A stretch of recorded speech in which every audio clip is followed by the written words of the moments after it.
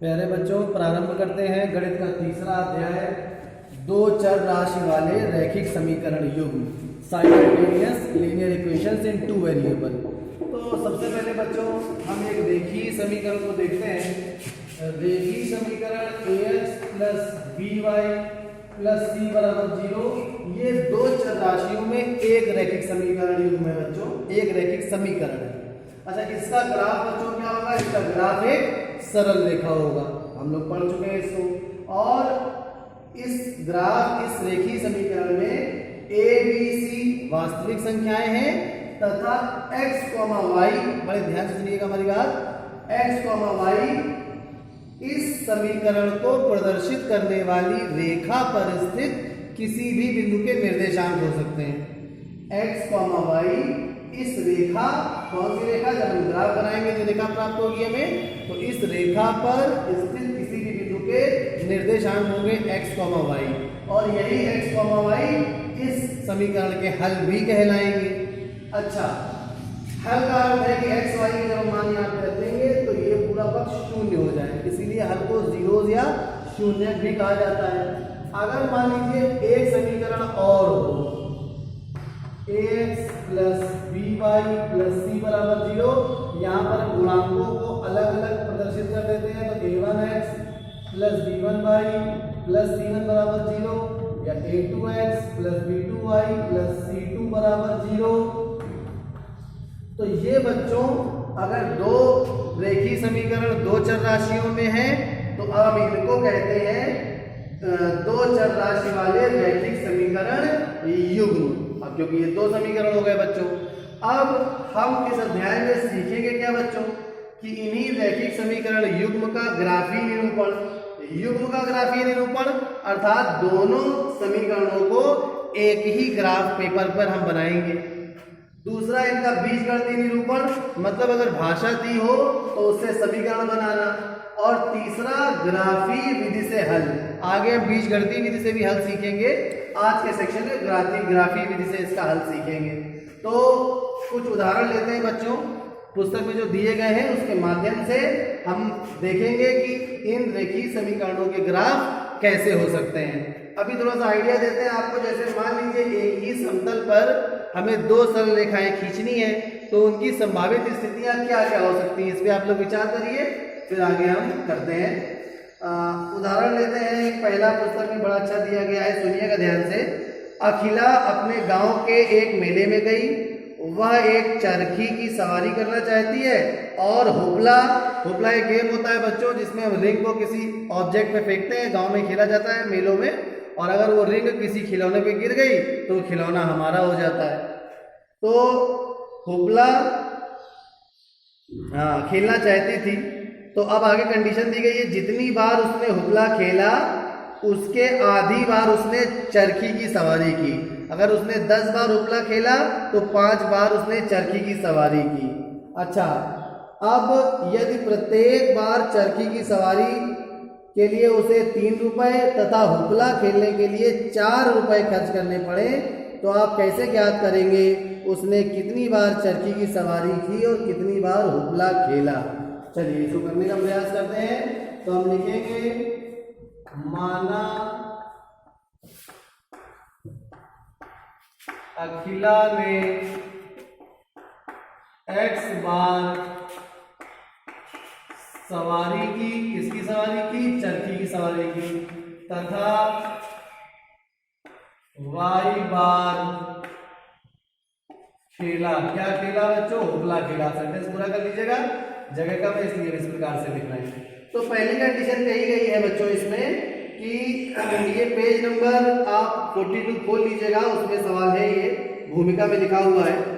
तो कह रहा है कि जितनी बार उसने हुपला खेला उससे आधी बार चरखी की सवारी की।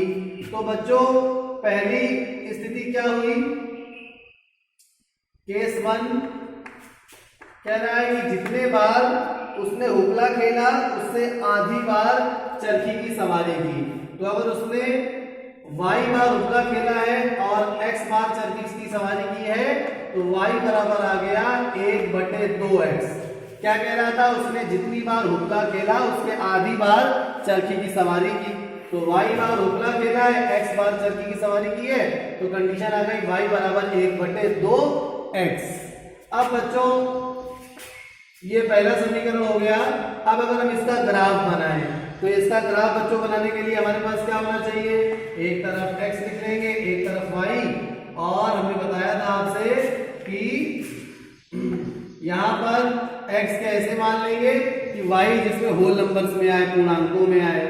अब देखिए ध्यान से, अगर मान लीजिए हम x 0 ले लेंगे तो y भी 0 आ जाएगा, और x अगर मान लीजिए हम ले लेते हैं 2, तो देखिए y बच्चों क्या आ जाएगा, x यहाँ पे 2 रखेंगे तो 2 1 कम 2, y का मान आ जाएगा 1। अब अगर हम x बच्चों -2 ले लें तो x जब -2 लेंगे बच्चों तो y का मान क्या आ जाएगा, -1। और x अगर हम 4 ले लें या हम ऐसे x लेंगे जिसके लिए y होल नंबर्स में आए, पूर्ण संख्याओं में आए। तो अब अगर हम मान लीजिए पूर्णांकों में भी आ सकता है, निगेटिव है ये, तो इंटीजर्स आना चाहिए। तो x अगर हम 4 लेंगे तो y आ जाएगा यहाँ पर 2। अब 3 बिंदु हो गए, इन तीनों बिंदुओं को अभी हम इस ग्राफ पेपर में बनाएंगे। पहला उसके पहले हम अगली स्थिति को देखते हैं, अगली स्थिति क्या है। अब ये 3 बिंदु है निर्देशांक, इसको हम ग्राफ पेपर में बना के एक सरल रेखा खींच देंगे। आगे कह रहा है केस 2 में, यहाँ ऊपर वाला पोर्शन थोड़ा सा बिगाड़ देते हैं बच्चों, जगह कम पड़ रही है, केस 2 ऊपर लिख देते हैं। तो केस 2 बच्चों क्या है, केस 2 में बच्चों कह रहा है कि प्रत्येक बार सवारी के लिए उसे 3 रुपए, तो उसने कितने बार सवारी की है बच्चों, x बार, तो x बार सवारी के लिए कितने रुपए खर्च करने पड़े होंगे, 3x रुपए, क्योंकि एक बार सवारी के लिए 3 रुपए खर्च करने पड़े। तथा उपला खेलने के लिए 4 रुपए, उसने एक बार उपला खेलने के लिए 4 रुपए, तो y बार उपला खेलने के लिए 4y रुपए, और इस प्रकार से बच्चों उसके कुल कितने रुपए खर्च हो गए हैं, 20 रुपए। ये अगली स्थिति आ गई, इसको भी हम एक ग्राफ द्वारा निरूपित करेंगे। तो अब 4y बराबर हो जाएगा बच्चों 20 ऋण 3x, तो y बराबर 1/4। y बराबर लिखने से हम बिंदु आसानी से प्राप्त कर सकते हैं, ये कोई आवश्यक नहीं है कि आप इसी प्रकार से लिखिए, 1/4 20 ऋण 3x। अब इसके लिए भी बच्चों हम x और y के मान प्राप्त करेंगे। तो अगर हम बच्चों यहाँ पे x का मान 0 रख दें तो ये 4 5 20, y का मान आ जाएगा 5। अब बच्चों अगर हम x का मान 1 रखेंगे तो 17/4 दशमलव में आएगा, x का मान अगर हम 2 रख दें तो 6, तो ये 14 हो जाएगा, तो भी नहीं काम बनेगा। x का मान अगर मान लो हम -2 रख दें तो -2 रखेंगे, 4 से 24, तब भी नहीं बनेगा। x का मान अगर मान लीजिए हमने रख दिया 4, तो 4 दिया 12, x का मान अगर हम मान लीजिए 4 रख देते हैं तो 20 में से 12 घटेंगे 8 आएगा, 8 में से 4 का भाग दे देंगे 2 आ जाएगा। तो ये 2 बिंदु हमारे पास हो गए, एक बिंदु और निकाल लेते हैं जिससे ठीक रहेगा। 3 बिंदु हो गए तो बिल्कुल ग्राफ सही बनेगा। तो अब अगर हम -4 ले लेंगे तो -4 लेने से मान लीजिए x का मान हमने ले लिया -4, तो 4 दिया 12 और प्लस का 12 हो जाएगा, तो 12 और 20 ये हो जाएंगे 32, 4 8 32, मगर 8 को यहाँ पे रिप्रेजेंट नहीं कर पा रहे हैं। चलिए हम 8 यहाँ पे लिख देते हैं, ग्राफ हमारा छोटा है, हम इन्हीं दोनों बिंदुओं से सरल रेखा खींच लेंगे। तो अब इन दोनों जो हमारे पास निर्देशांक आए हैं इनसे हम ग्राफ खींचने का प्रयास करते हैं बच्चों।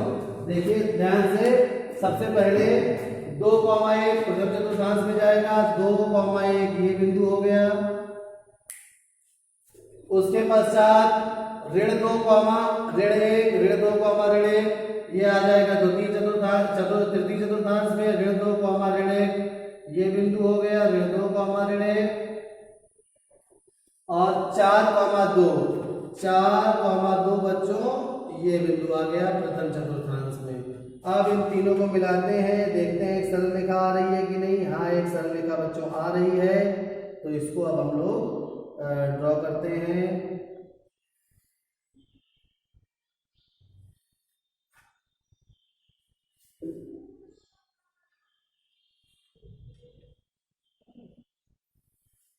ये इसको हमने ड्रॉ किया, ये बात।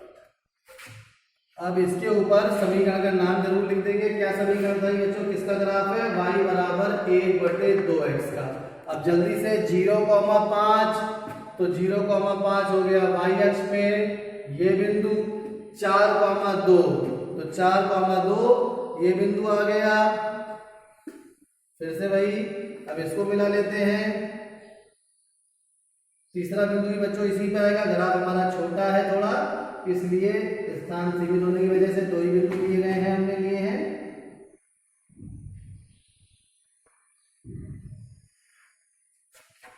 तो ये बच्चों आ गया दूसरे समीकरण का ग्राफ। तो ये समीकरण क्या था बच्चों, ये समीकरण था हमारे पास 3x धन 4y बराबर 20। एक स्थिति तो यह आ गई बच्चों पहली कि जब दोनों सरल रेखाओं के ग्राफ किसी एक बिंदु पर प्रतिच्छेद करेंगे, तो इस स्थिति में बच्चों इन दोनों समीकरणों का केवल और केवल एक ही हल संभव होगा। इसको कहा जाता है यूनिक सॉल्यूशन। और वो हल होगा क्या, दोनों समीकरणों के ग्राफ जिस बिंदु पर प्रतिच्छेद करेंगे उस बिंदु के निर्देशांक क्या है बच्चों, 4,2। तो इसका हल बच्चों 4,2 है। यहाँ पे रखिए 4, 4 × 12 और 4 × 2 = 8, 12, 8, 20 देखिए बराबर आ गया। यहाँ पे रखिए, यहाँ पे अगर आप रखेंगे 2, यहाँ पे रखेंगे 4, तो दोनों आपस में देखिए बराबर आ रहे हैं। और यही इसका एक साधारण हल संभव है। अगले उदाहरण को बच्चों हम लोग अगले वीडियो में करेंगे, समय ज्यादा हो रहा है।